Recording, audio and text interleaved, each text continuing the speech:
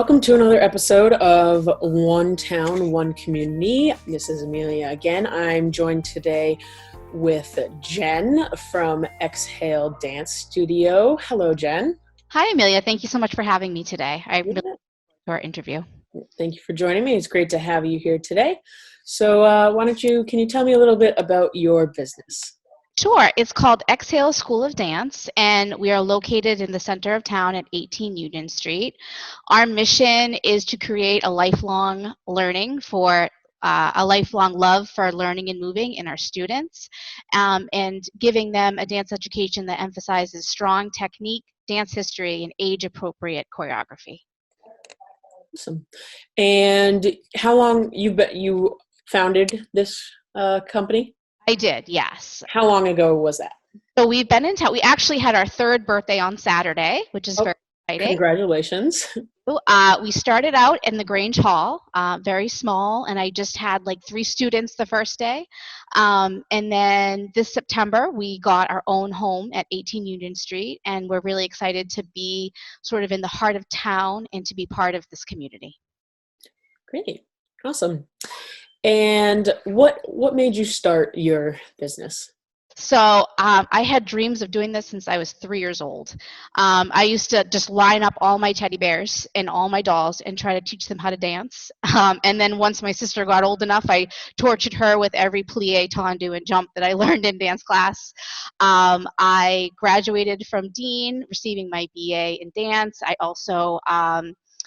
also spent 2 summers in New York City, one studying at the prestigious Alvin Ailey School, and the other learning from Parsons Dance Company and studying at Steps on Broadway. So it was, and then after that, I taught for over a decade in the greater Boston and New York City area. I became the manager of a pre-professional program in Lexington known as the Legacy Dance Company.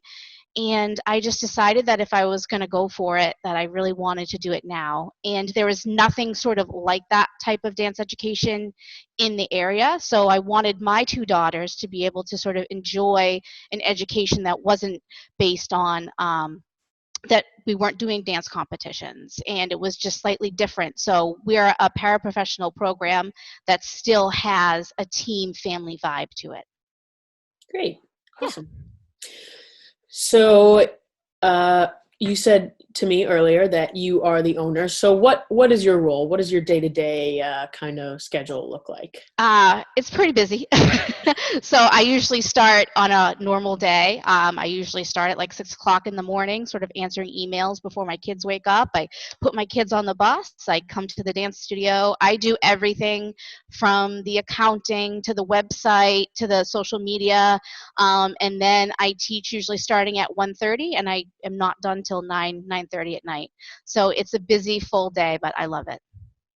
Great.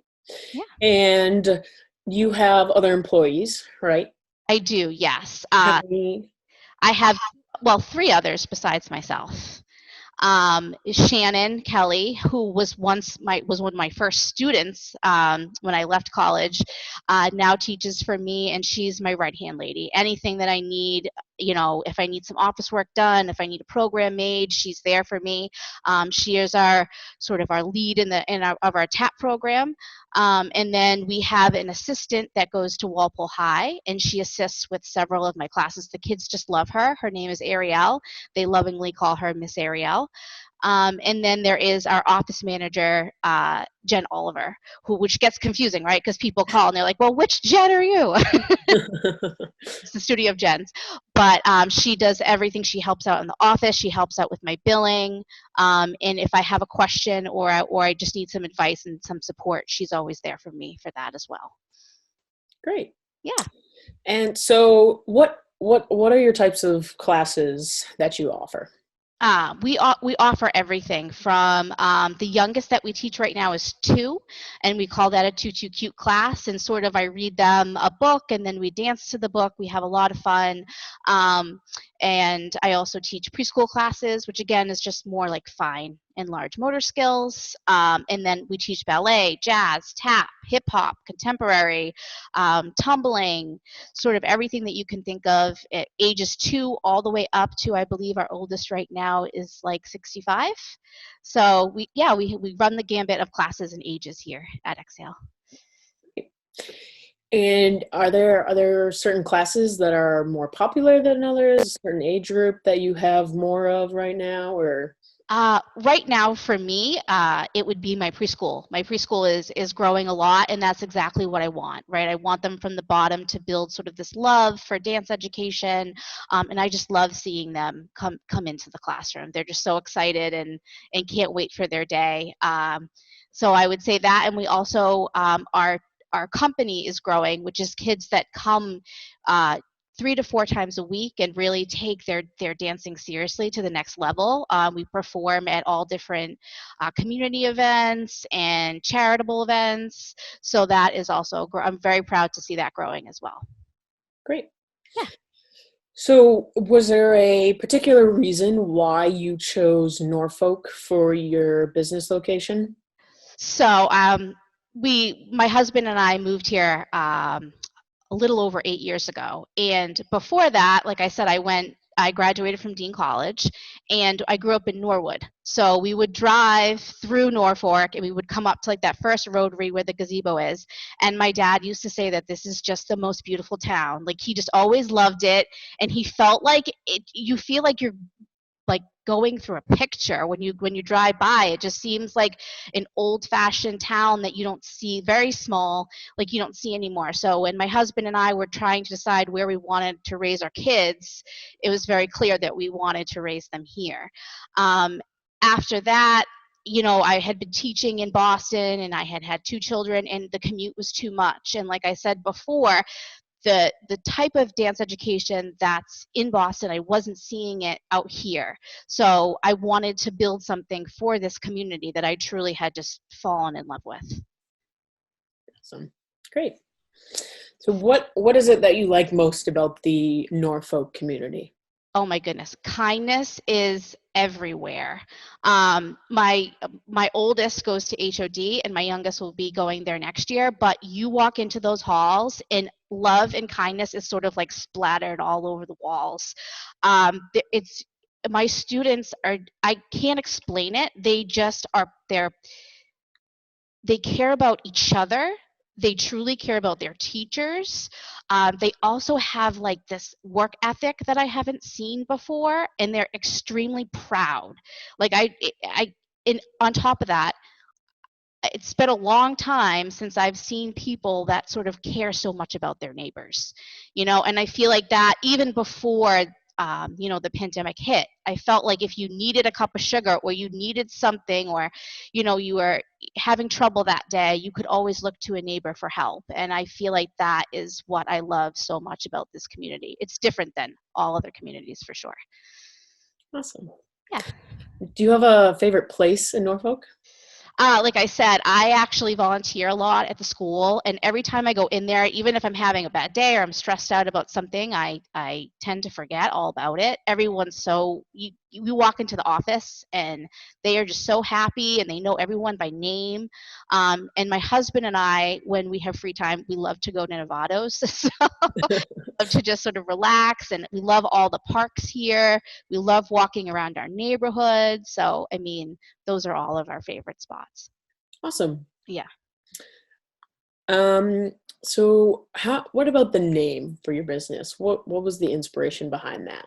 So when I was a senior in college, I did my final project on a business plan, what exactly I wanted to do and how I wanted to build my school. And for me, dance is like breathing. It's essential to my life. So, and every time I dance, I feel like I'm letting go of something, right? Like I'm exhaling something. And that's what I wanted for the community, is a place to go and sort of de-stress or know that we're a family and we're here for each other. So just a place to just let loose and create a community of caring and loving. Awesome. So what's the furthest people have come to be in your school? Right now, they're mostly from Norfolk, Norfolk. which is great, but I also have people from Walpole and Franklin. And I'm sure that as time goes on, we'll sort of, I also do sometimes, it's very nice, the students from Lexington that I had before will come and visit me. So it's nice to see like all of that sort of come together. So like the past sort of comes into the present, which is really nice. Awesome. So I know you mentioned the pandemic briefly. So how has that affected you and your business? So hopefully the waterworks won't start, but March 13th was the day that we decided to close the school. So it was very sorry. It was a very hard choice, and I sat here and I think I cried for hours just trying to make this decision. Um, like I said, this place is not only a home for me; it's a home to my students. So it's been very challenging, but I'm very happy to say that within a couple days we had Zoom classes up and running, so we could see each other virtually. And I think the best thing is like we took this week off for April vacation, and I opened my email and it was flooded with just beautiful, heartwarming notes just to keep me going. So it hasn't been easy, but we found a way to stay connected and to keep learning and growing. I think I was panicked that I would lose everything, and I'm so proud to say that the community will not let that happen. So, yeah.